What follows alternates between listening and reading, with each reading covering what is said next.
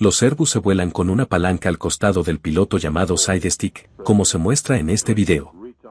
El side stick controla el cabeceo con los elevadores ubicados en la cola y el alaveo con los alerones ubicados en las alas.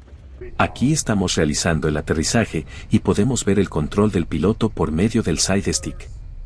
Ya efectuado el aterrizaje y cuando se ha roto la sustentación durante el frenado, ya no se requiere utilizar el side stick. El control en tierra para mantener centrado el avión en la pista pasa a cargo del timón de dirección, ubicado en el estabilizador vertical del avión, que es controlado con los pedales por medio de los pies del piloto. Cuando el avión reduce su velocidad a 80 nudos o menos, el control en tierra pasa a cargo del tiller, que es un pequeño volante controlado por la mano del piloto para dar dirección a las ruedas de nariz. Este se ubica junto al side stick.